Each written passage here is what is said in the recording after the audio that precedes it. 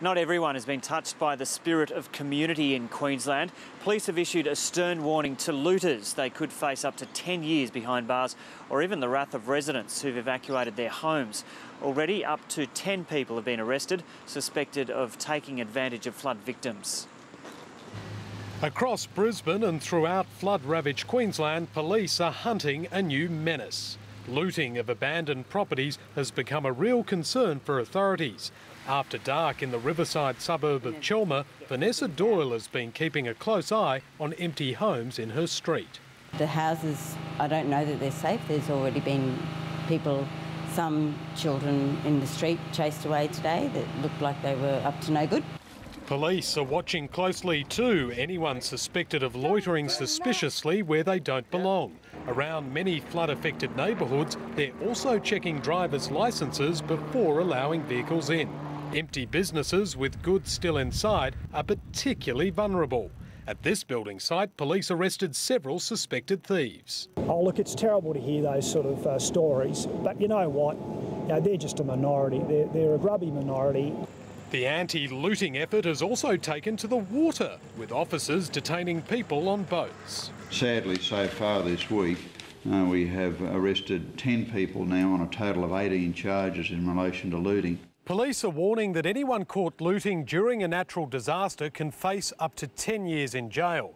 And locals say thieves should pray it's the police and not residents who nab them. The police can't do enough to get them, I think. Go for it, do whatever they need to do to catch them. It's disgusting they take advantage of other people's misfortunes. For those very, very small number of people who might be tempted to loot and steal other people's property, is this: you will be caught. You will be caught. From Tuesday, prospective looters will have to run the gauntlet of a special 200-strong police task force mounting Operation Safeguard in Brisbane and Ipswich. Andrew Green, ABC News, Brisbane. All over Brisbane today, people face the tough task of going back to their homes and tackling the damage. They've seen their houses wrecked and their personal possessions turned into soggy garbage. But they're trying to look on the bright side. First it's heartbreaking, then it's backbreaking. It takes a lot of strength to clean up, and not just muscle power. When Craig Lyon returned to his house this morning, with the grief came relief. I'm very lucky the water level's just come up to here in the house, and it's just under my floorboards, so I'm really grateful all upstairs dry. Couches are dry. But downstairs is a different story. Dark, muddy and everything ruined, but with an army of people cleaning it up. And there's people here I don't know that I'm so grateful for. But we've got to deal with it and we move on, so rebuild. Craig's wife Heidi is cataloguing the destruction. The couple took out flood insurance when they bought the house in a low-lying part of Graceville 6 years ago. Actually, we're very lucky. We're one of the lucky ones. Of all the people I spoke to yesterday, hardly anyone has insurance. So I've just been writing lists of everything as we take it out. The couple have spent years renovating. Craig tries really hard and it's taken me 18 months of nagging him to do the bedroom and bathroom downstairs and it was finished just before Christmas. And now look at it. Shower block, ceiling down, lights all come down. And the toilet is ripped off the wall and overturned a metre away. The force is just incredible. It just turns things upside down, inside out. You know, how does a ball get in here? And it's not even dirty. The cubby house Craig built his daughter has survived. It's Hannah's hideaway. The water level went up to her windows. It's had a good wash. But they're keeping Hannah away from the house for now, after bringing her in by boat late yesterday. At the time she seemed all right. When we got home she had a bit of a meltdown. But yeah, I think she'll be all right. This family has faced the worst, but it's a long road back. It resets priorities to see your prized possessions piled into a wheelbarrow and noted on a muddy list. And it makes the true valuables into treasures. This is my daughter's birth certificate, which is covered in mud, but it looks like through the frame that the birth certificate's okay. And a symbolic bottle of wine kept from their wedding for a special occasion. So we might put that on ice and crack it, I think. So we're alive. We're in a beautiful town, beautiful country. Smiling through the tears, like thousands of flood-affected families in Queensland. Karen Berkman, ABC News, Brisbane.